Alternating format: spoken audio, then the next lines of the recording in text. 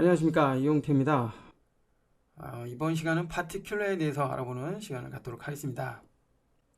파티큘러는 애프터 이펙트 플러그인 중에서 뺄 수 없는 아주 중요한 그러한 서드 파티 플러그인으로서 눈이나 비, 불꽃, 스모그, 폭발 등의 다양한 장면을 표현할 때 아주 유용하게 사용이 됩니다. 이것은 애프터 이펙트의 기본 이펙트인 시티 파티클 월드와는 비교가 되지 않을 정도로 막강한 기능을 제공을 해 주는데요. 파티클, 즉 입자에 관한 장면에서 우리가 상상하는 모든 것을 표현을 할 수가 있습니다. 자, 이렇듯 이번 시간에는 트럽코드의 파티큘러에 대한 기본 사용법을 기초로 해서 각 파라미터가 어떻게 쓰여지는지에 대해서 하나하나 살펴보는 시간을 갖도록 하겠습니다. 그 첫 번째 시간으로서 이번 시간은 2m에 대해서 살펴보도록 할 텐데요. 2m의 사전적 의미는 방사체, 혹은 발포자 등으로 사용이 되는데요. 애프터 이펙트와 같은 그래픽 툴에서는 파티클, 즉 입자를 생성하는 장치로 우리가 이해를 하면 됩니다. 자, 2m에서는 생성될 파티클의 개수와 방식, 그리고 범위, 방사되는 방향, 회전 속도 등에 대한 설정을 할 수가 있습니다. 자, 이제부터 학습을 시작해 보죠. 자, 학습을 시작을 하기 위해서 새로운 컴포지션 하나 만들어 옵니다. 프로젝트 패널 아래쪽에 Create a New Composition 버튼을 이용을 해도 되고요. 상단 메뉴, 풀다운 메뉴죠. 풀다운 메뉴에 New Composition 단축키 컨트롤 N키를 이용을 해도 됩니다. 자, 여러분이 편한 방법을 이용을 하면 되겠고요. 일단 선택을 합니다. 컴포지션 세팅 창이 열렸고요.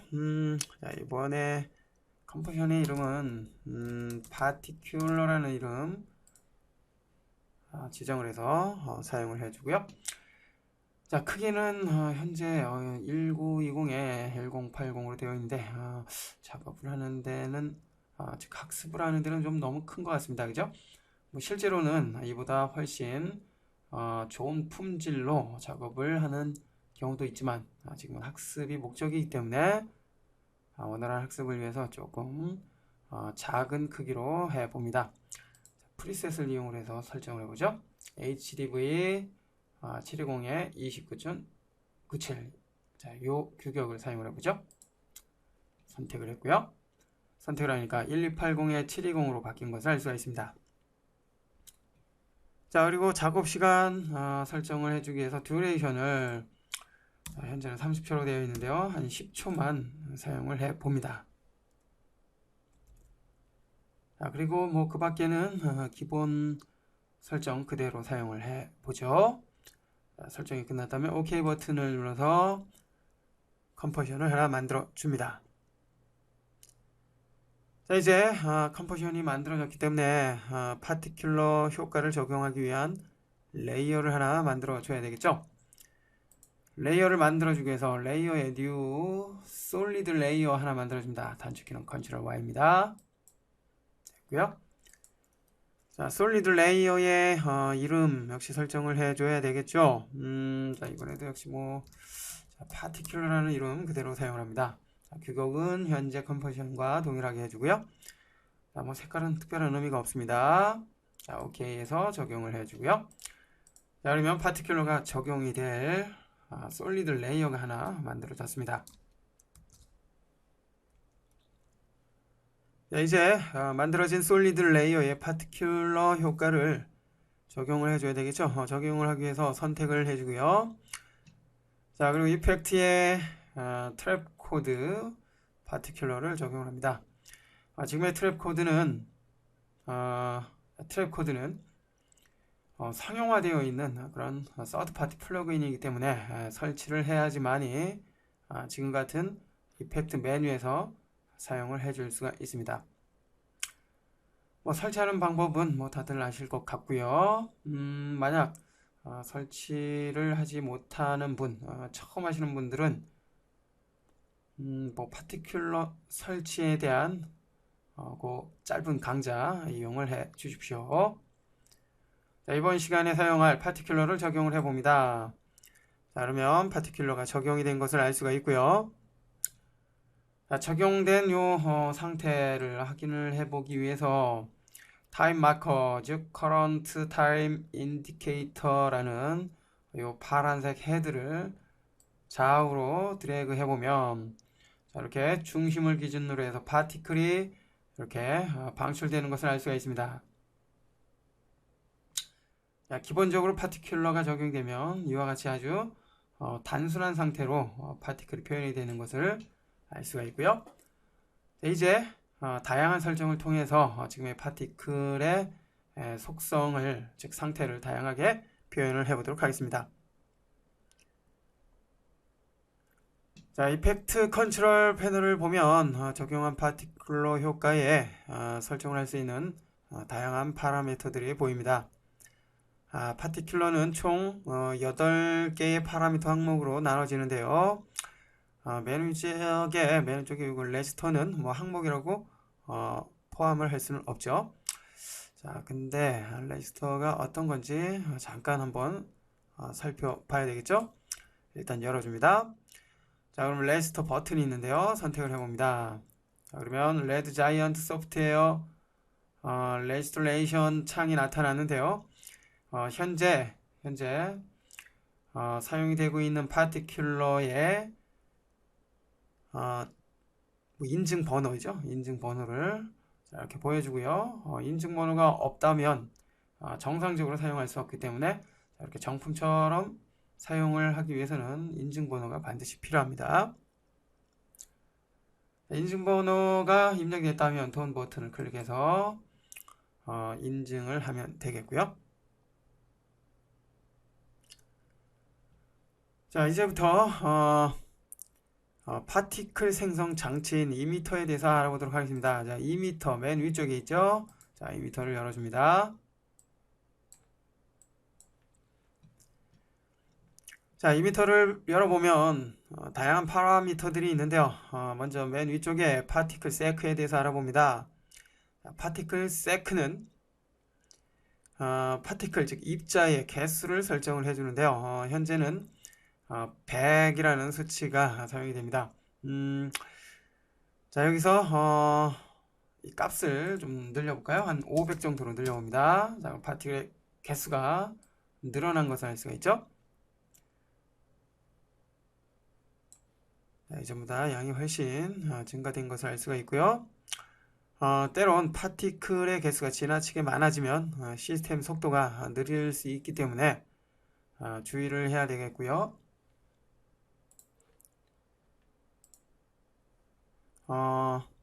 작업을 할 때는 가급적 파티클을 조금 줄여준 상태에서 작업을 하고 최종적으로 출력, 즉 파일을 만들 때는 좀 높여서 사용을 해 주는 것이 좋겠죠. 참고하십시오. 자, 아래쪽으로 내려와서요. 이미터 타입. 자, 이미터 타입은 현재 포인트로 되어 있는데요. 열어보면 그 밖에 다양한 이미터 타입이 있는 것을 알 수가 있습니다. 이미터 타입은 이미터를 어떤 방식으로 사용할 것인지 결정을 해줄 수가 있는데요. 자, 맨 위에 있는 포인트 방식. 자, 포인트 방식은 기본 방식이죠. 뭐 단순히 포인트에 의한 파티클만을 표현을 하기 위해서 사용이 됩니다.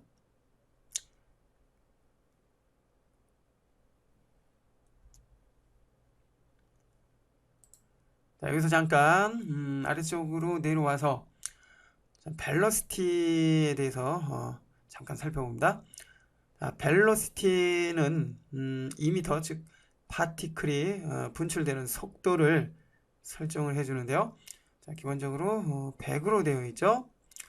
자, 100에 해당이 되는 속도는 이와 같은 속도입니다. 자, 일단 여기에서는 속도를 아예 없애기 위해서 0으로 설정을 합니다.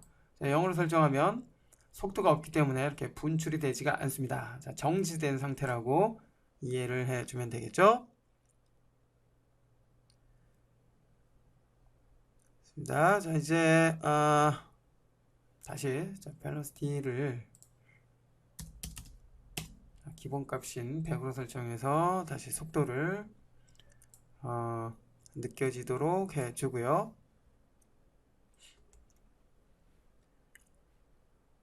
자, 이번엔 벨로시티 그 아래쪽에 있는 벨로시티 랜덤에 대해서 알아봅니다.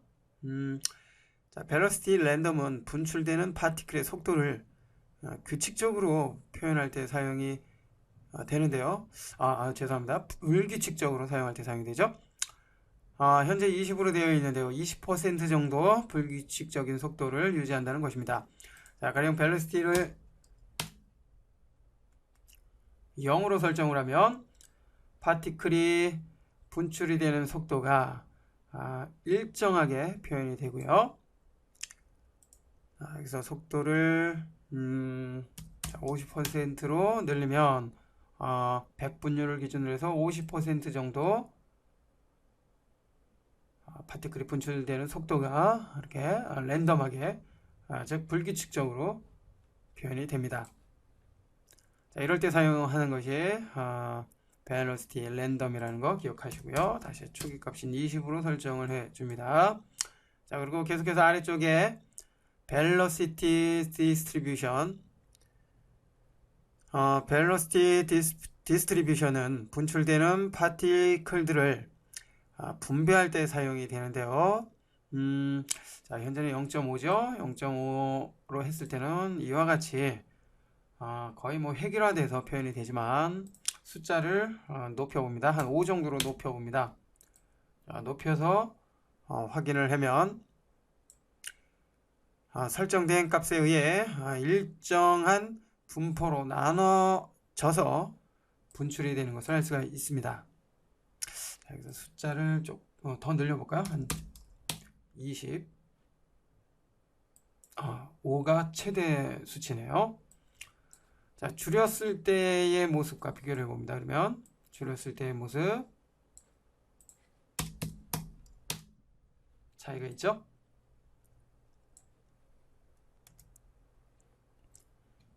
계속해서 이번에는 벨로시티 프롬 모션에 대해서 알아보도록 하겠습니다. 살펴보기에 앞서 지금의 파티클에 대한 움직임을 만들어줘야 되는데요. 벨로시티 프롬 모션을 사용하기 위해서는 움직임이 있는 키프레임을 통해서 설정을 해줘도 되지만 이번에는 익스프레션을 이용을 해서 표현을 해보도록 하겠습니다. 자, 포지션으로 이동을 해볼까요? 자, 이번에는 타임라인을 통해서 설정을 해봅니다. 자, 2m 열어주고요. 자, 포지션이죠. 포지션에 XY축을 이용을 해봅니다. XY축. Alt키를 누른 상태에서 왼쪽에 있는 스톱워치를 클릭합니다. 자, 그러면 익스프레이션이 적용이 됐고요. 익스프레이션 이번에는 위글 가로 열고 그 다음에 X축은 5 정도로 움직임을 주고요. Y축은 500 정도로 움직임을 많이 줍니다. 됐습니다.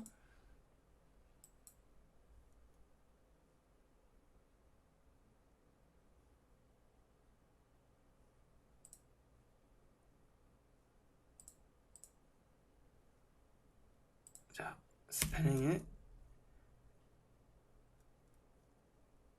위글 됐죠? 자, 그리고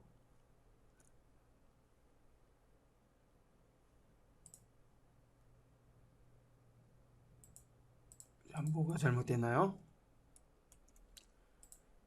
자, 습관적으로 첫 번째 글자를 대문자로 썼네요. 자, 소문자인 W로 입력을 해줍니다. 됐습니다. 자, 익스프레션을 사용할 때 대소문자를 구분을 하기 때문에 각별히 신경을 써야 합니다. 자, 이제 확인을 해보면 플레이를 통해서 확인을 해보죠.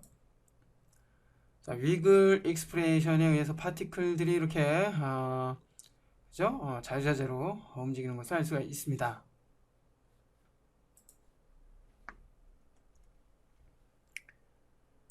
자, 이 상태에서 velocity from motion의 값을 200 정도로 증가를 해보죠. 자, 그리고 다시 플레이. 자, 얼마 어떻습니까? 속도가 이전보다 훨씬 빨라진 것을 알 수가 있습니다. 자, 이번에는 한 10 정도로 줄여서 확인해보죠. 플레이. 자, 속도가 느려진 것을 알 수가 있죠.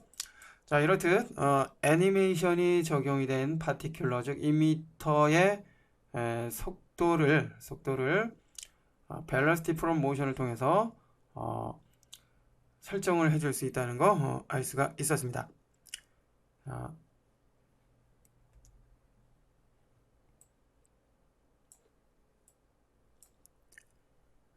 자, 이번엔 포지션 서브 프레임에 대해서 알아보도록 하겠습니다.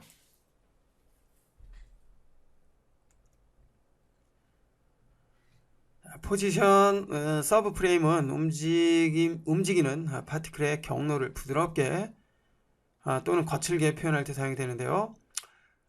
자, 살펴보기 전에 벨로시티 값을 좀 줄여보죠. 0으로 해놓고 확인해 보면 현재 위글이 있기 때문에 움직임은 있고요. 속도가 없기 때문에 이렇게 선으로 표현이 되는 것을 알 수가 있는데요. 자, 여기에서 자, 일단 완전한 선으로 설정을 해주기 위해서, 표현을 해주기 위해서 파티클 세크의 값을 한 3000 정도로 증가를 해줍니다. 그러면 완벽한 선으로 표현이 되는 것을 알 수가 있죠. 됐습니다. 자, 현재 포지션 서브 프레임은 선형 방식인 리니어로 되어 있습니다. 리니어로 되어 있는 이 움직임의 모습을 보면 이렇게 거칠게 각진 모습으로 표현이 되는 것을 알 수가 있는데요. 자, 포지션 서브 프레임을 열어서 확인해 보면 리니어를 포함해서 그 밖에 세 가지의 방식이 더 있는 것을 알 수가 있습니다. 자, 이 방식들은 아래로 갈수록 움직임의 경로가 더욱 부드러워지는데요. 단 경로가 부드러워질수록 시스템의 속도가 느려진다는 거 주의하기 바랍니다. 자, 여기에서는 가장 부드럽게 표현이 되는 이그젝 슬로우에 대해서 알아보도록 하겠습니다. 선택을 해봅니다. 자, 선택을 하니까 이전에 리니어로 우리가 사용할 때보다 훨씬 부드럽게 경로가 표현이 되는 것을 알 수가 있습니다. 자, 그렇지만 부드러워진 만큼 시스템의 속도가 다소 느려졌다는 거 알 수가 있죠. 자, 이번엔 다른 이미터 타입에 대해서 알아보도록 하기 위해서 설정된 모든 파라미터들은 초기 상태로 전환을 해볼까요? 자, 위쪽에 리셋 버튼을 클릭해서 초기 상태로 바꿔줍니다. 자, 일단은 앞서 적용이 된 포지션 XY 축의 위글은 그대로 사용을 해 봅니다.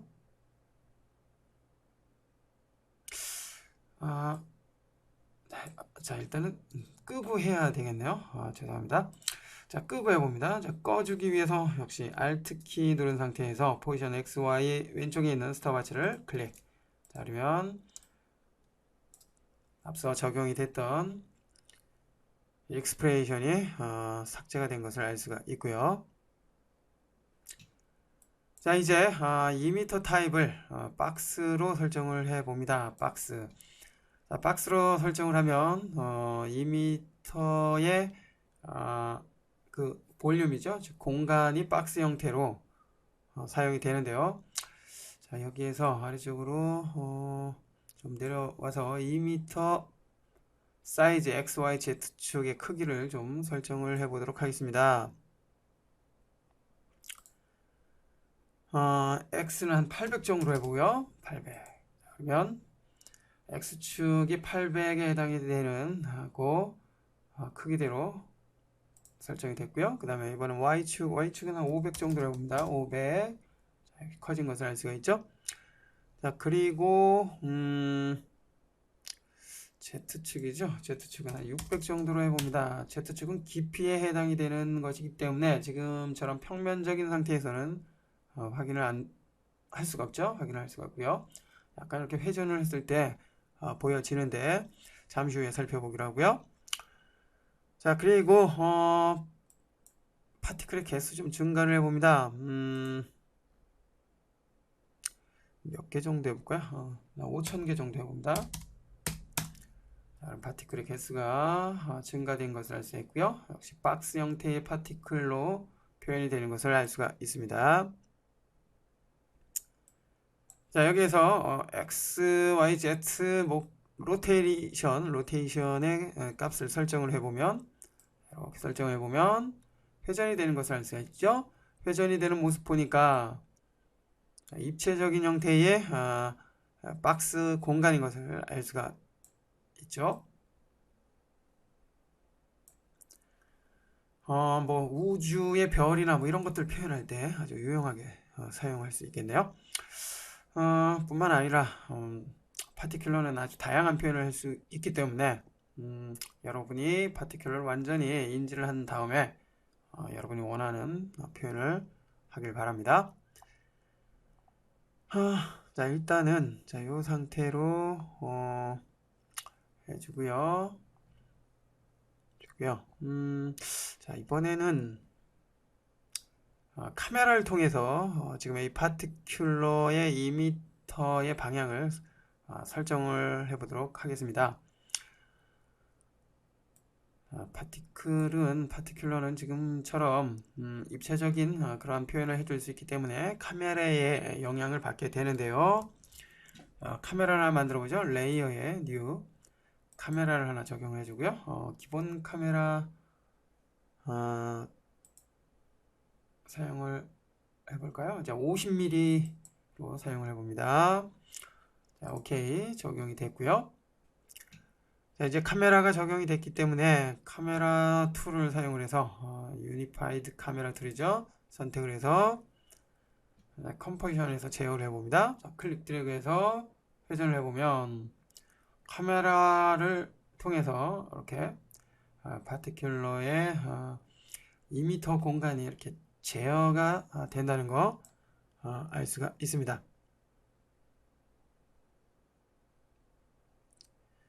자, 그렇기 때문에 파티큘의 2m죠. 카메라의 활용에 대해서도 한 번쯤 생각해 봐야 되겠죠.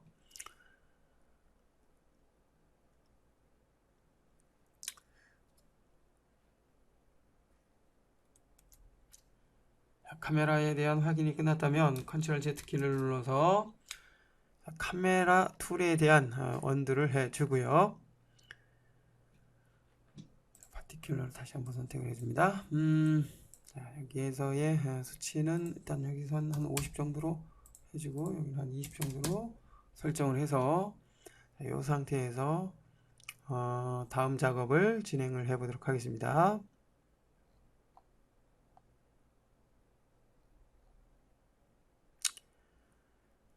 자, 아래쪽으로 내려와서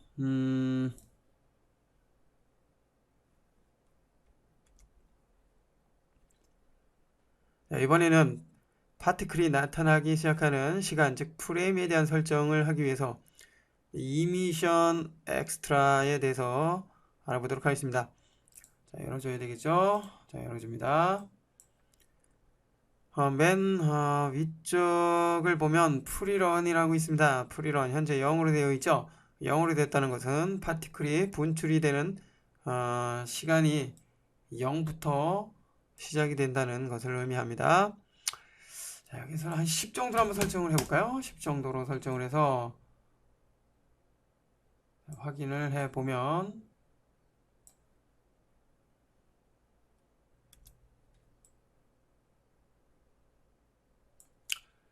10프레임 제가 설명을 조금 좀 다르게 한 것 같습니다. 자, 여기 프리런에서 설정이 된 요 10이라는 수치는 파티클이 분출이 됐을 때 그 10프레임에 해당이 되는 그 지점부터 보여지는 거죠. 자, 그렇기 때문에 0으로 설정을 했을 때는 자, 0에 해당이 되는 그 파티클 상태에서 시작을 하게 되고요. 그리고 10으로 했을 때는 10프레임 정도 진행이 됐을 때, 파티클이 진행이 됐을 때 그 모습을 시작으로 표현이 됩니다. 자, 참고하십시오. 제가 좀 전에는 설명을 좀 잘못했습니다. 자, 그리고 아래쪽에 페로디스티 R&D는 분출이 되는 파티클의 간격을 임의로 조절할 때 사용이 되는데요.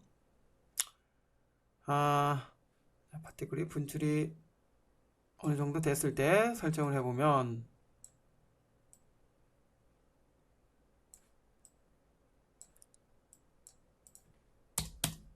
자, 약간의 변화가 있죠? 50으로 했을 때, 그리고 0으로 했을 때, 자, 그리고 100으로 했을 때 약간의 변화가 생긴 것을 알 수가 있습니다. 참고하시고요. 자, 그리고 아래쪽에 라이트 유니트 시드 있는데요. 자, 요 옵션을 체크를 하게 되면은 자, 유일하게 라이트에 의해서 지금의 미션 엑스트라에 대한 설정이 이루어지게 됩니다. 자, 이 부분은 라이트를 설치를 해서 이미터를 라이트의 영향을 받게 할 때 사용이 되는 그런 옵션이고요. 뭐 실제 작업에서는 그렇게 비중이 있는 그런 기능은 아닙니다. 참고하시고요. 자, 이번에는 그 아래쪽에 랜덤 시드에 대해서 알아보도록 하겠습니다. 자, 현재의 랜덤 시드의 초기 값은 10, 100, 1000만, 10만으로 되어 있죠. 자, 일단 자, 여기에서는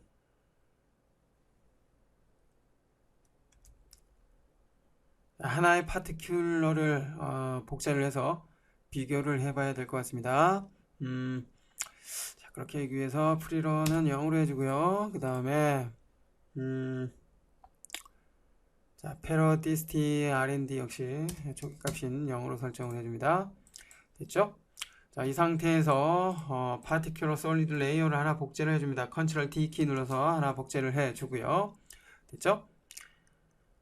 자, 이제 복제가 된 파티클과 원본 파티클 두 개가 사용이 됩니다. 그렇죠? 복제된 위쪽 파티클, 자, 이 솔리드 레이어에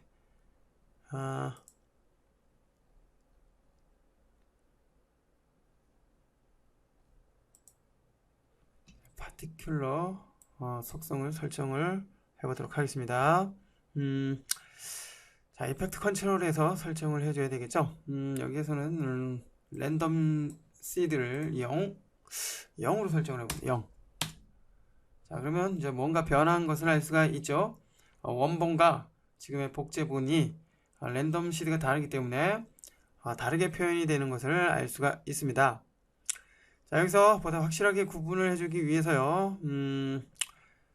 자, 저기 파티클 항목을 열어주고요. 참고로 파티클 항목은 뭐 해당 강좌에서 보다 자세히 살펴볼 것입니다. 자, 파티클의 컬러를 흰색이 아니라 빨간색으로 설정을 해서 이렇게 비교가 되도록 설정을 해 봅니다. 확인을 해보면 랜덤 시드가 원본과 달라졌기 때문에 자, 앞서 살펴보던 파티클과 복제된 파티클의 위치와 속도 등이 이렇게 다르게 표현이 되는 것을 알 수가 있습니다. 자, 이렇듯 랜덤 시드는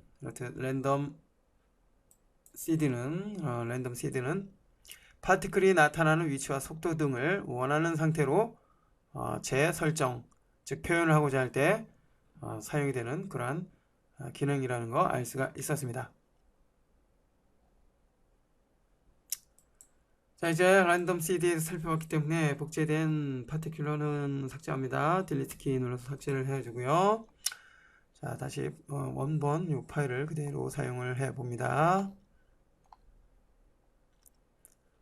계속해서 이번엔 다른 이미터 방식에 대해서 살펴보도록 하겠습니다.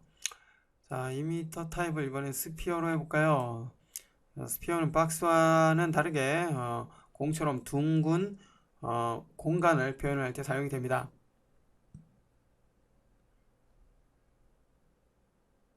자, 여기서 자, 2m 즉 파티클이 분출이 되는 방향에 대한 설정을 해주기 위해서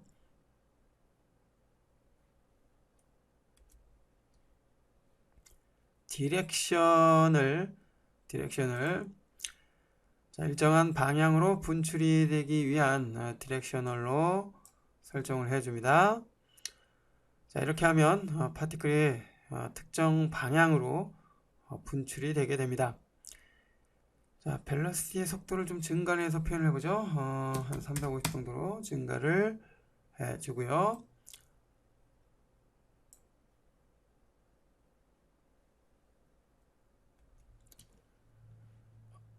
자, 제가 컨트롤 Z 제가 다른 거를 사용을 했죠.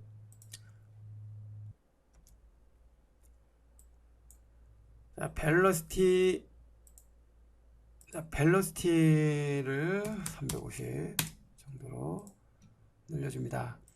자, 그러면 방향이 자, 이와 같이 특정한 방향으로 설정이 되는 것을 알 수가 있는데요.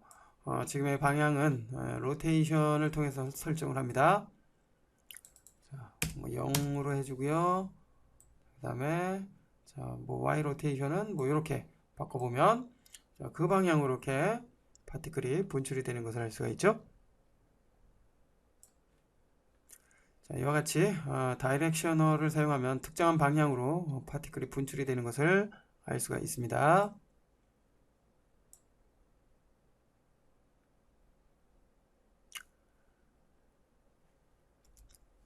자, 그리고 앞서 제가 잘못 설정을 했던 다이렉셔널 스프리드가 있는데요.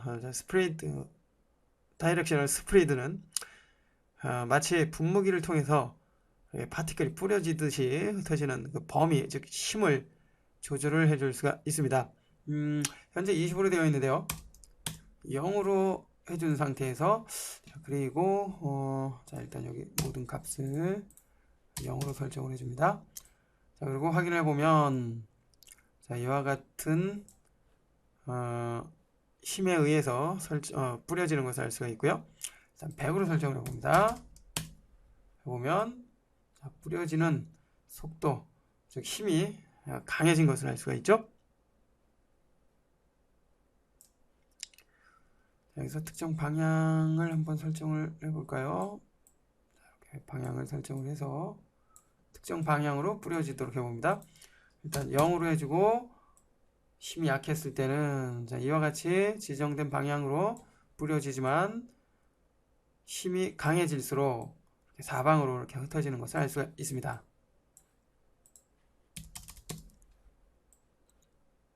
그렇죠? 100으로 했을 때는 방향과는 뭐 거의 영향을 받지 않고요.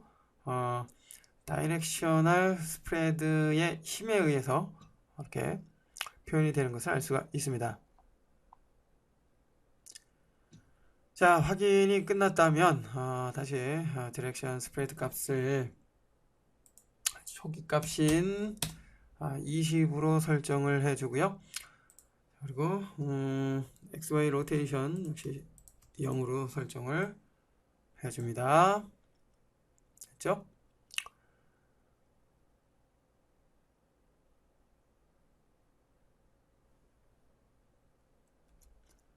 자, 이번에는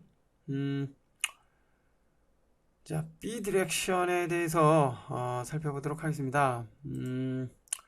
자, 아래쪽에 있는 B 디렉셔널 선택을 해주고요. 확인해 보면 현재는 정확하게 구분을 할 수가 없죠. 자, 여기서 속도를 조금만 좀 줄여볼까요? 200을 좀 줄여주고요. 자, 그리고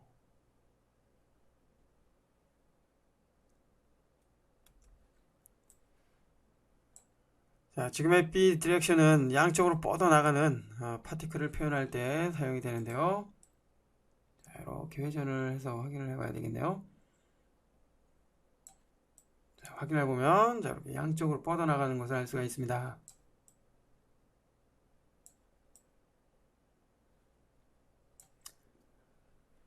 자, 이럴 때 사용하는 것이 B 디렉셔널이라는 것을 알 수가 있고요. 계속해서 이번엔 디스크에 대해서 살펴봅니다. 자, 디스크는 2m의 볼륨을 디스크 모양으로 표현할 때 사용이 됩니다. 자, 여기에서 아래쪽에 있는 2m 사이즈를 좀 수정을 해볼까요? 자, 2m 사이즈 X는 500, 자, Y도 500. 자, 그 다음에 Z축은 한 50 정도로 줄여줍니다. 자, 그럼 납작하게 되겠죠? 자, 역시 카메라 툴을 사용을 해서 확인해 보면 이와 같이 납작한 모양의 디스크가 표현이 되는 것을 알 수가 있습니다. 살펴본 것처럼 이렇게 얇은 디스크 모양으로 표현을 하고자 할 때 지금의 디스크를 이용을 하면 되겠고요. 계속해서 마지막으로 아웃워드가 있는데요. 자, 아웃워드는 파티클이 2m 중심에서 바깥쪽으로 분출되게 할 때 사용이 됩니다. 선택을 해주고요. 자세하게 살펴보기 위해서 2m의 타입을 그리드로 설정을 해 봅니다. 자, 이 상태에서 확인해 보면 파티클이 그리드 형태로 이렇게 분출이 되는 것을 알 수가 있는데요. 참고로 그리드는 잠시 후에 살펴보도록 하고요. 분출되는 모습이 이 중앙을 기준으로 해서 분출이 되는 것을 알 수가 있습니다.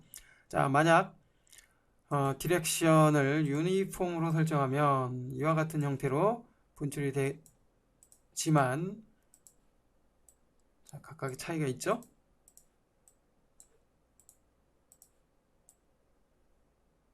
되지만 자, 아웃워드를 사용하면 이렇게 중심을 기준으로 해서 바깥쪽으로 퍼져나가는 것을 알 수가 있습니다. 자, 디렉션에 대해서 살펴봤고요. 자, 계속해서 이번에는 2m 타입을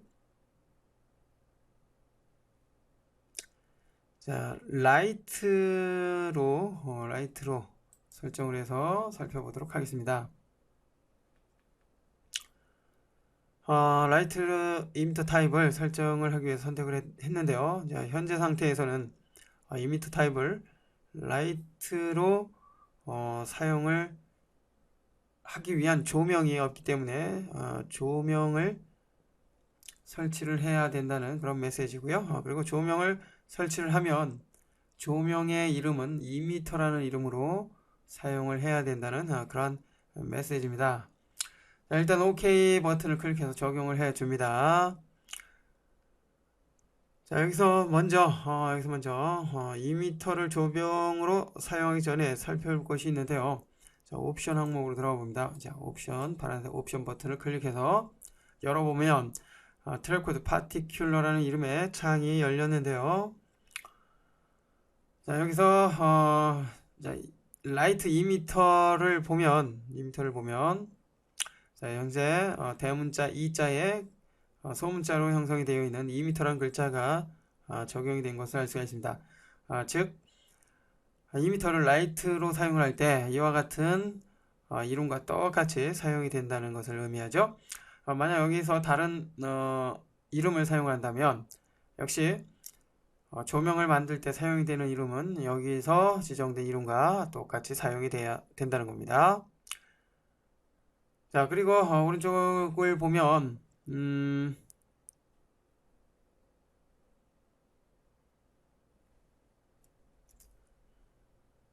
자, 그림자를 사용하기 위한 라이트 네임 섀도우로 사용이 되고 있다는 거 알 수가 있는데요. 역시 여기에서도 동일한 이름 사용이 돼야 된다는 거 기억을 하십시오. 자, 일단 확인이 끝났기 때문에 OK 해서 적용을 해줍니다. 고요. 자, 이제 조명을 만들어 줘야 되겠죠. 조명을 만들어 주기 위해서 레이어의 뉴 라이트를 적용을 해 줍니다. 됐고요. 자, 라이트의 이름은 앞서 살펴본 것처럼 대문자 2에 그리고 나머지는 소문자로 이루어진 2m라는 글자 영문 이름으로 입력을 해 줍니다. 자, 스펠링이 틀리지 않았는지 잘 살펴봐야 되겠고요. 자, 설정이 끝났다면 OK. 적용이 된 것을 알 수가 있습니다. 자, 확인해 보면 파티클의 그 위치가 지금 만들어진 라이트의 위치를 기준으로 해서 이렇게 뿜어져 나오는 것을 알 수가 있습니다. 자, 이때 2m의 위치를 옮겨보면 역시 파티클 또한 같이 이동이 되는 것을 알 수가 있죠. 컨트롤 Z 키를 눌러서 다시 원래 위치로 되돌려 주고요.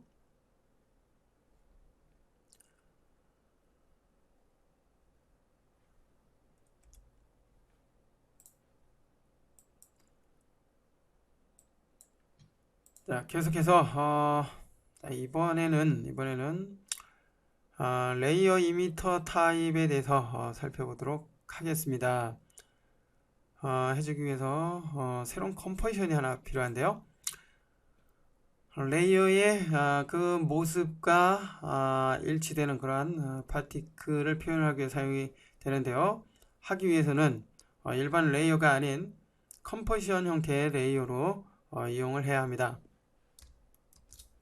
자, 그렇게 해주기 위해서 컴포지션에 뉴 컴포지션 만들어 주고요. 현재 컴포지션과 동일한 크기의 컴포지션 사용을 합니다. 자, 이름은 레이어 2m라는 이름으로 사용을 해주고요. 자, 나머지는 동일하게 사용을 하면 되겠죠. OK, 적용이 됐고요. 자, 새로운 2m가 열렸습니다. 여기에서 이제 파티클로 사용이 될 이미지를 불러오거나 아니면 로고를 만들거나 아니면 글자를 입력을 해줘야 되는데요. 이번에는 글자를 입력을 해서 사용을 해봅니다. 자, 글자 대문자로 사용을 해보죠. 파티큘라라는 글자를 입력을 했고요. 대문자를 입력을 하면 이렇게 아래쪽에 이제 빨간색 띠가 나타나는데요. 캡슐 키를 눌러서 해제를 해주면 되겠고요. 이제 글자의 색깔을 개별로 설정을 해봅니다. 자, 여기 첫 번째 PAR은 빨간색을 사용을 해봅니다. 빨간색. 자, 그리고 TIC는 파란색. 자, 그리고 마지막에 ULA는 초록색으로 설정을 해 봅니다. 자, 이렇게 RGB 즉 레드, 그린, 블루로 레드, 블루, 그린이네요. 일반적으로 우리가 블루는 이름과 바뀌게 되니까 좀 헷갈리는데요. 여하튼 자, 이렇게 세 가지 빛의 삼원색을 사용하는 이유는 파티큘러가 표현이 되는 그 기준이 되는 색상이 이 지금의 세 색상을 기준으로 해서 설정이 되기 때문입니다. 됐고요. 이제 앞서 작업을 했던 파티큘러 컴포지션으로 이동을 해 줍니다. 이동이 됐고요. 자, 여기서 방금 작업을 했던 레이어 이미터 컴포지션을 끌어다가 맨 아래쪽에 적용을 해줍니다. 자, 그러면 이렇게 표현이 되는 것을 알 수가 있고요. 지금의 요 글자의 모습을 이제 파티클로 표현을 해보도록 하겠습니다. 자, 그렇게 해주기 위해서 일단 지금 적용된 컴포지션 레이어는 보이지 않게 해주고요. 다시 파티큘러 설정을 해주기 위해서 파티큘러 솔리드 레이어 선택을 해줍니다. 자, 그리고 이펙트 컨트롤러 이동을 해준 다음에 자, 이제 이미터 타입을 레이어로 해줘야 되는데요. 자, 레이어로 설정하기에 앞서 레이어로 사용이 될 레이어 이미터를 3D 레이어로 먼저 변환을 해줘야 합니다. 이렇게 해줘야지 입체적인 그런 작업을 해줄 수가 있죠. 됐고요. 다시 파티큘러 선택을 해주고요. 이미터 타입을 레이어로 설정을 해줍니다. 됐죠? 현재는 변화가 없고요. 자, 여기에서 이쪽으로 내려오면 레이어 이미터라는 게 있습니다. 지금의 레이어 이미터는 이미터 타입을 레이어로 설정을 했을 때 그리고 레이어 그리드로 설정을 했을 때만이 사용이 되는 그러한 파라미터죠. 자, 여기에서는 레이어의 선택을 레이어 이미터로 해줘야 합니다. 자, 이렇게 설정을 해보면 어떻습니까? 글자의 윤곽이 뚜렷하진 않지만 앞서 입력한 글자의 형상과 이렇게 유사하게 파티클이 뿜어져 나오는 것을 알 수가 있죠. 자, 여기에서 보다 정확하게 확인을 하기 위해서 파티클의 개수를 1000에서 10만 단위로 설정을 해줍니다. 자, 그리고 확인해 보면 파티클의 개수가 늘어났기 때문에 글자의 모습이 이렇게 표현이 되는 것을 알 수가 있습니다. 그렇죠? 자, 이렇듯 특정한 레이어의 그 형상을 파티클 모양으로 표현을 해주기 위해서는 이미터 타입을 레이어로 설정을 해주고요. 자, 그리고 레이어 이미터의 레이어를 해당 레이어 이미터로 사용이 될 그 레이어로 지정을 해주면 됩니다.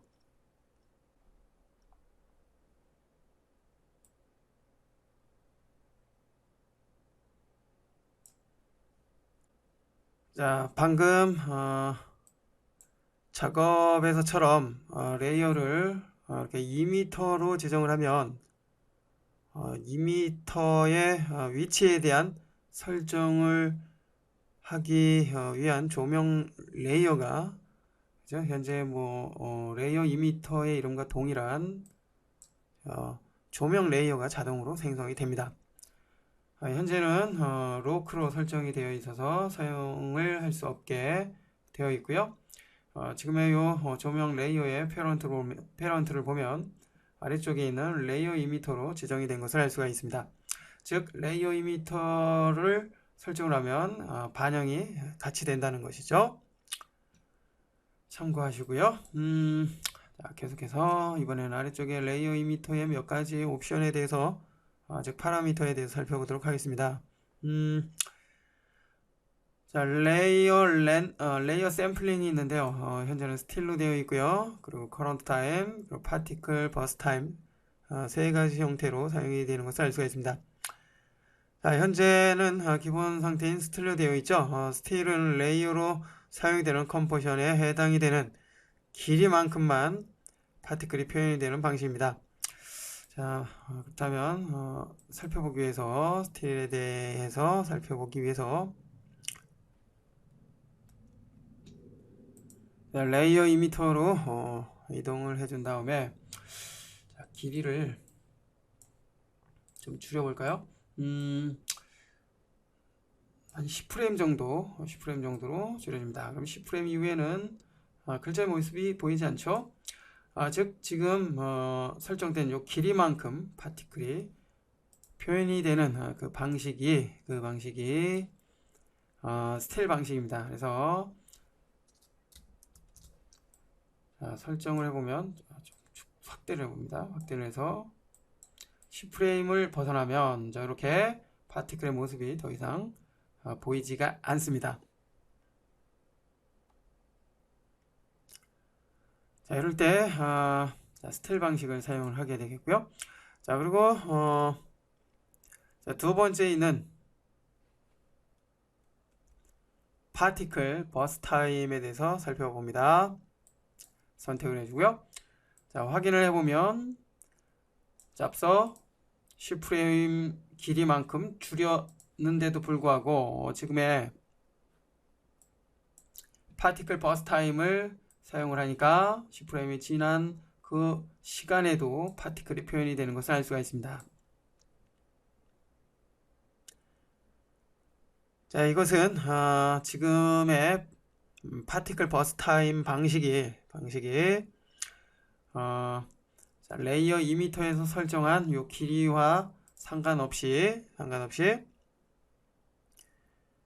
현재 파티큘러의 시간에 의해서 결정이 된다는 것을 알 수가 있는데요. 자, 아래로 좀 내려서 파티클 항목을 열어줍니다. 자, 파티클 항목을 보면 현재 라이프 세크가 3초로 설정이 되어 있는데요. 지금의 이 시간을 기준으로 해서 파티클이 표현이 된다고 이해를 해주면 됩니다. 다시 한번 이해를 돕고자 설명을 하자면, 자, 지금의 파티클 버스 타임은 레이어 이미터에서 설정한 요 길이와는 상관없이 표현이 되는데요. 표현이 되는 그 시간은 레이어 이미터에서 사용이 된 요 길이에 해당이 되지만 실질적으로 파티클이 나타났다 사라지는 그 시간은 파티클의 라이프 사이클을 통해서 결정이 된다는 거 다시 한번 이해하기 바랍니다. 다시 한번 확인을 해보면 10프레임부터는 파티클이 더 이상 생성이 되지 않고 사라지는데요. 자, 그죠? 자, 여기까지만 생성이 되고, 자, 여기부터는 더 이상 생성이 안 된다는 것입니다.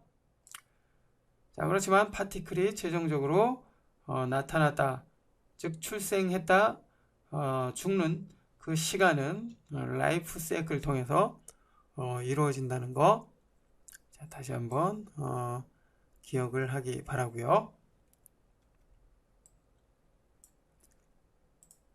자, 마지막으로 맨 위에 있는 current time이 있는데요. current time은 기본 옵션인 스틸과 같은 레이어 2m로 사용이 되는 요 레이어의 길이만큼 사용이 되는 그런 방식이지만, 스틸 같은 경우에는 레이어 2m에서 사용이 되는 그 레이어를 그대로 인식을 해서 프리렌더가 되지만, 현재 current time은 현재 사용이 되고 있는 컴포지션을 통해서 프리뷰가 됩니다. 자, 그렇기 때문에 약간의 속도의 차이가 있게 되겠고요.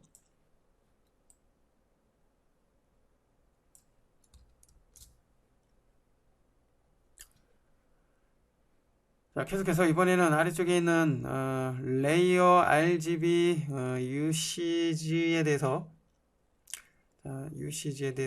살펴보도록 하겠습니다. 자, 그렇게 하기 위해서 일단은 앞서 줄여놨던 레이어 이미티의 글자 레이어를 다시 늘려주고요. 됐습니다. 모든 시간에 이렇게 표현이 되는 것을 알 수가 있고요. 자, 처음부터 시작이 되고,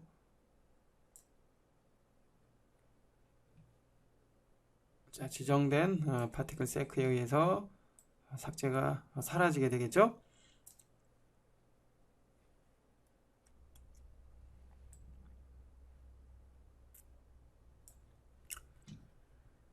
자, 레이어 RGB UCG를 열어보면 여러 개의 방식이 제공이 되는 것을 알 수가 있는데요. 지금의 레이어 RGB UCG는 파티클의 색상과 크기, 속도 등의 상태를 다양하게 표현을 해줄 수 있는데요. 자, 현재 기본적으로 선택이 되어 있는 RGB 파티클 컬러는 레이어 이미터로 사용이 되는 글자죠. 글자 레이어의 모습과 색상을 그대로 반영을 하는 그러한 방식입니다. 가장 일반적으로 사용이 되기 때문에 기본 상태로 선택이 되어 있는 상태이고요. 자, 그 밖의 옵션을 통해서 레이어 이미터로 사용이 되는 글자의 밝기, 색상에 따라서 파티클의 크기, 그리고 속도, 회전, 색상 등을 변경을 해줄 수가 있습니다. 자, 여기에서는 먼저 자, 메뉴 쪽에 있는 라이트니스 사이즈에 대해서 살펴보도록 하겠습니다. 자, 선택을 해줬고요. 선택을 하니까 자, 이처럼 컬러에서 흑백으로 바뀐 것을 알 수가 있습니다. 파티클의 색깔이 흰색으로 바뀐 것을 알 수가 있는데요. 물론 지금 이 파티클은 또 다른 파라미터를 통해서 재설정을 해줄 수가 있고요. 자, 지금 선택한 라이트니스 사이즈는 레이어 이미터에 서상이 되는 레이어의 색상에 따라서 파티클의 크기의 변화를 줄 수 있습니다. 살펴보기 위해서 지금의 컴포지션과 레이어 이미터 컴포지션을 두 개로 분할을 해서 살펴봅니다. 뉴 컴프 비오를 통해서 이렇게 두 개로 분할을 해주고요. 자, 이제 레이어 이미터로 이동을 해봅니다. 자, 여러분 왼쪽은 레이어 이미터의 모습, 그리고 오른쪽은 파티큘러의 모습이 보여지죠? 자, 이렇게 함으로써 설정 후의 모습을 컴포지션으로 일일이 이동을 하지 않고도 우리가 확인을 해줄 수가 있습니다. 됐고요. 자, 이제 이 상태에서 이 글자 레이어에 밝기를 설정하기 위한 효과를 하나 적용을 해보도록 하겠습니다. 자, 선택을 해주기 위해서 적용을 해주기 위해서 이펙트, 컬러 커렉션에 자, 브라이트니스 앤 컨트라스트를 적용을 해보죠. 자, 이 상태에서 브라이트니 값을 설정을 해보면 글자의 밝기가 조절이 되겠죠. 글자의 모습이 좀 보이는 그 위치로 이동을 해주고요. 자, 밝기가 설정이 될 때마다 파티클의 크기에 대한 변화 살펴보기 바랍니다. 자, 밝기를 어둡게 하면 파티클의 크기도 줄어드는 것을 알 수가 있고요. 글자의 밝기를 밝게 하면 파티클의 크기도 상대적으로 커지는 것을 알 수가 있습니다. 자, 이렇듯 라이트니스 사이즈를 사용하면 레이어의 밝기, 레이어 이미터의 밝기에 따라서 파티클의 크기가 조절이 된다는 것을 알 수가 있었습니다. 다시 파티큘러로 이동을 해서 이번엔 다른 레이어 RGB UCG에 대해서 살펴보도록 하겠습니다. 자, 이번엔 그 아래쪽에 있는 라이트니스 벨로시티에 대해서 살펴보죠. 살펴보기 위해서 적용을 해줍니다. 됐습니다. 자, 지금의 라이트니스 벨로시티는 밝기의 변화가 생길 때 속도의 변화, 파티클의 속도의 변화를 줄 수가 있는데요. 자, 다시 레이어 이미터를 선택을 해주고요. 자, 밝기를 재설정을 해봅니다. 자, 파티클이 어느 정도 뿜어져 나갔을 때에 그 상태로 이동을 해주고요. 밝기를 어둡게 하면 파티클이 이렇게 상대적으로 많이 뿜어져 나가는 것을 알 수가 있죠. 그리고 밝기를 다시 이렇게 밝게 하면 역시 변화가 생깁니다. 자, 기본값은 0이고요. 자, 0이었을 때는 요 속도, 파티클이 분출되는 속도 유지가 되고요. 자, 속도가 점점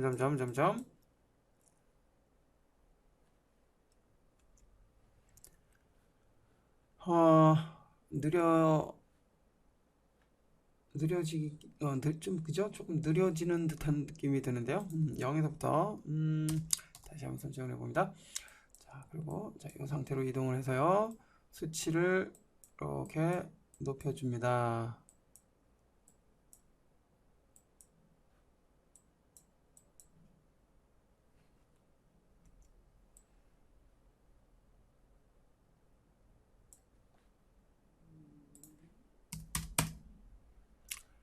자, 50일 때는 요 정도, 100일 때는 요 정도. 자, 살펴본 것처럼 레이어 이미터의 밝기에 따라서 파티클이 분출이 되는 속도에 영향을 준다는 거 알 수가 있었고요. 자, 이번엔 다른 레이어 RGB UCG에 대해서 살펴보기 위해서 다시 파티큘러로 이동을 해주고요. 자, 아래쪽에 라이트니스 로테이션은 앞서 살펴본 두 개의 그 방식과 뭐 비슷하죠. 밝기의 변화에 따라서 파티클이 회전이 될 때 사용이 되는 그러한 방식으로 사용이 된다는 거. 자, 이 부분 여러분이 직접 살펴보기 바랍니다. 자, 그리고 아래쪽에 있는 RGB 사이즈 벨 로트가 있는데요. 자, 여기서의 벨은 벨로시티, 즉 속도를 말하고요. 그리고 로트는 로테이션을 말합니다. 즉 회전을 말하죠. 자, 이 방식을 사용을 하게 되면 레이어 이미터의 밝기가 아닌 색상에 따라서 파티클의 크기와 속도, 로테이션에 대한 설정이 이루어지는데요. 선택을 해보죠. 그러면 이와 같이 바뀐 것을 알 수가 있고요. 설정을 위해서 레이어 이미터로 돌아갑니다. 자, 밝기에 대한 설정이 아니기 때문에 이전에 적용이 됐던 브라이트니스 컨트라스트는 일단 해제를 해주고요. 자, 이 상태에서 밝기에 대한 변화를 주기 위한 이펙트 하나 적용을 해봅니다. 자, 이펙트에 컬러 커렉션, 그리고 휴 세츄레이션을 적용해 봅니다. 됐고요. 자, 마스터 휴를 통해서 색깔의 변화를 지워보도록 하겠습니다. 조금씩 조절을 해보면 변화가 생기는 것을 알 수가 있고요. 변화되는 색상을 잘 보십시오.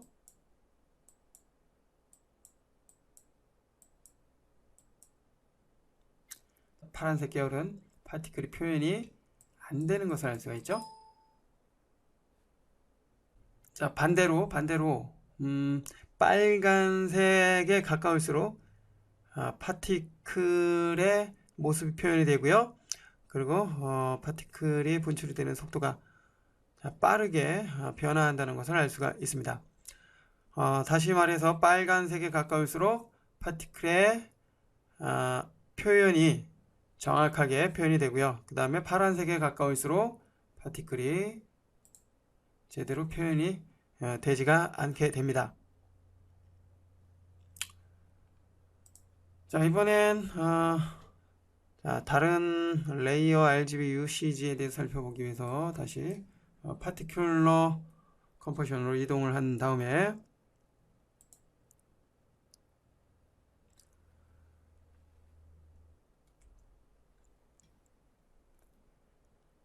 자, RGB 파티큘러 컬러는 기본 방식이죠. 뭐 이전에 살펴본 적이 있고요. 자, 그리고 너는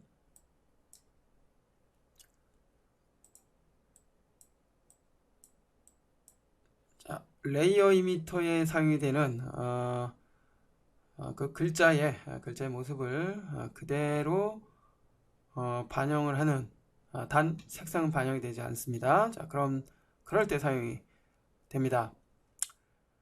자, 그리고 계속해서 이번에는 아래쪽에 있는 RGB 사이즈 벨로시티 로테이션 플러스 콜이라고 되어 있는데요. 콜은 컬러를 의미하죠. 즉 색상이 바뀔 때 사이즈와 속도, 로테이션, 그리고 컬러까지 반영이 된다는 의미로 사용을 하면 되겠습니다. 선택을 해봅니다.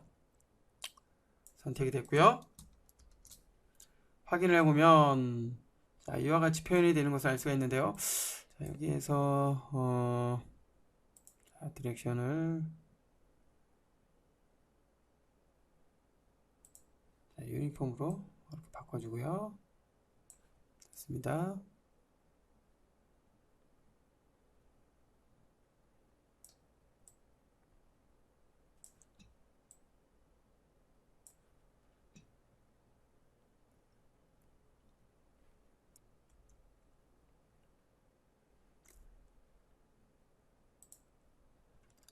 자, 그리고 아래쪽에 있는 RGB XYZ 밸런시티 자, 역시 마찬가지로 레이어 이미터의 색상에 의해서 파티클의 XYZ 측의 방향 그리고 속도에 대한 영향을 줄 때 사용이 되는 방식.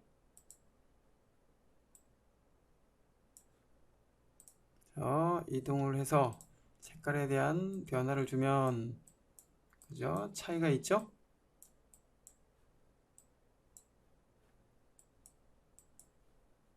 자, 차이가 생기는 것을 알 수가 있습니다. 자, 계속해서 이번에는 마지막에 있는 RGB XYZ 벨로시티 플러스 컬러. 앞서 살펴본 RGB XYZ 벨로시티와 비슷하지만 레이어 이미터에 사용이 되는 그 색상을 그대로 반영을 한다는 차이에서는 서로 다르게 사용을 하게 되겠죠.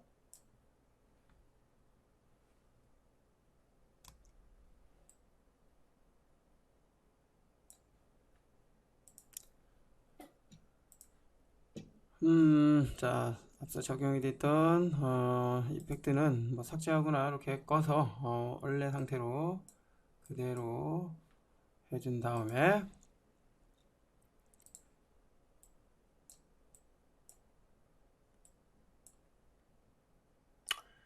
자, 이제 마지막으로 이미터의 이미터 타입을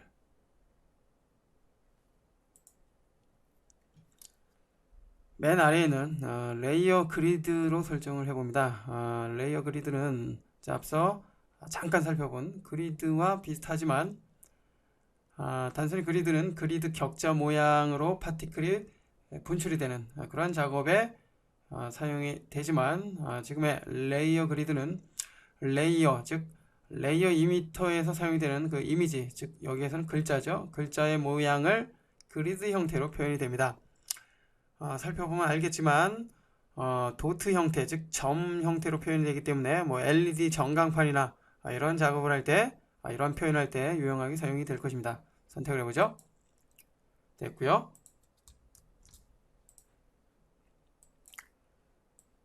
자, 여기에서는 일단 리셋 통해서 기본 값으로 되돌려 준 후에 설정을 해봅니다. 다시 레이어 그리드 선택을 해주고요. 그 다음에 아래쪽으로 내려와서 레이어 이미터의 레이어를 레이어 이미터로 선택을 해줍니다. 자, 그리고 아래쪽에 있는 레이어 샘플링과 레이어 RGB UCG 그대로 기본값 사용을 해주고요. 자, 아래쪽에 그리드를 열어줍니다. 그리드를 열어주고요. XYZ 축이 각각 5, 5 하나로 사용이 됩니다. 여기서 개수를 좀 증가를 해봅니다. X축 100개. 자, 그리고 Y축도 100개. 자, 그리고 Z축은 5개 정도만 사용을 해봅니다. 5개 정도. 됐죠? 이렇게 회전을 해보면 입체적으로 표현이 되는 것을 알 수가 있죠. 자, 여기서 하나의 창을 닫아놓고 작업을 해봅니다. 그러면 이와 같이 표현이 되는 것을 알 수가 있는데요. 자, 여기에서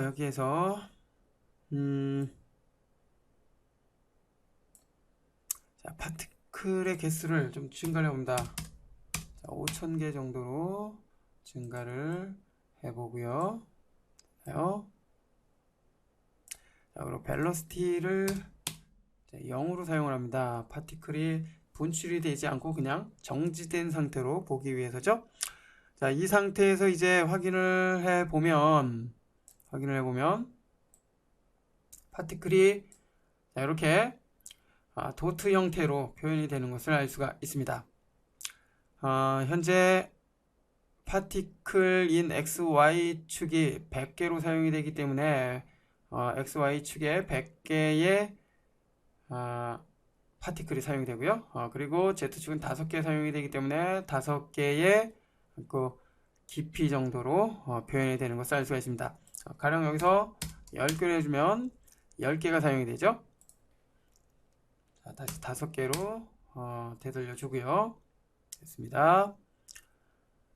자, 이 상태에서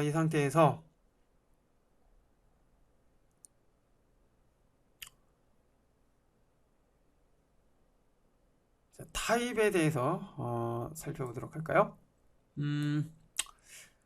자, 타입을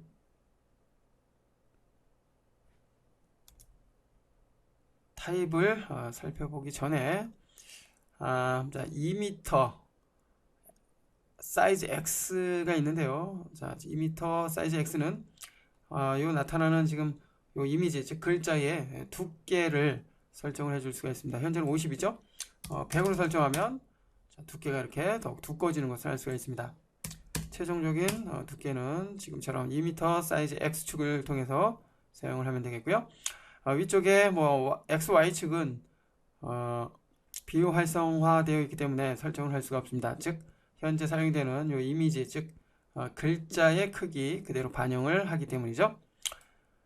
자, 이번에는 마지막으로 타입에 대해서 살펴보도록 하겠습니다.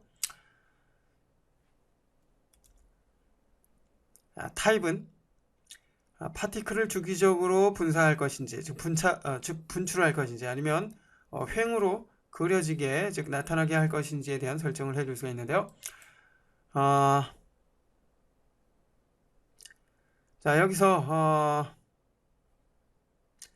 그리드 이미지 타입에 대해서 알아보기 위해서, 살펴보기 위해서 벨로시티의 속도를 조금만 증가를 해봅니다. 자, 20 정도로 증가를 해서 좀 분출이 될 수 있도록 해주고요.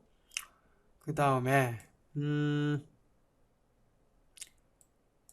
자, 파티클이 나타났다 사라지는, 즉 태어났다 죽는 그 시간을 10초로 늘려줍니다. 역시 파티클 항목에 대해서는 해당 강좌에서 보다 자세히 살펴볼 것이고요. 자, 10초로 늘려놨기 때문에 파티클이 10초까지 이렇게 살아남죠. 10초 이후부터 이제 소멸이 되기 시작합니다. 이렇게 해준 상태에서 현재의 그리드 이미터 타입이 기본 방식인 피어리아틱 버스트로 되어 있습니다. 그죠? 피어리아틱 버스트로 되어 있는데요. 이 방식이 지금의 이 방식이죠. 파티클이 그리드 형태로, 즉 글자의 형태로 나타났다가 단순히 이렇게 사방으로 흩어지는 이런 방식으로 사용이 되는 그런 타입이고요.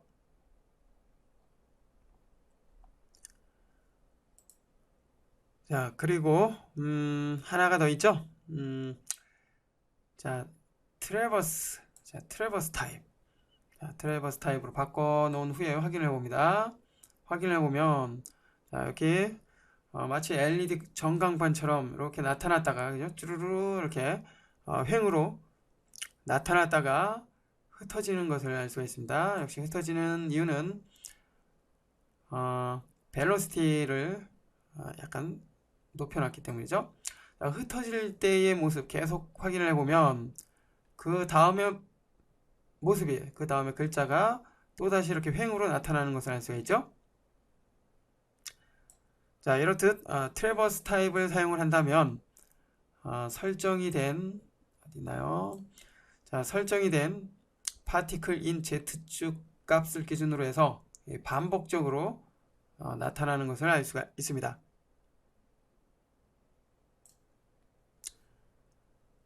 자, 이렇듯 레이어 그리드는 글자, 즉 레이어 이미터의 모습을 그리드 형태로 표현이 되는 것을, 표현을 할 수 있다는 것을 알 수가 있었습니다. 자, 이것으로써 파티큘러의 이미터에 대해서 모두 살펴봤습니다. 살펴본 것처럼 이미터는 파티클의 개수, 파티클의 속성, 방향, 속도 등을 설정할 수 있다는 거 알 수가 있었습니다.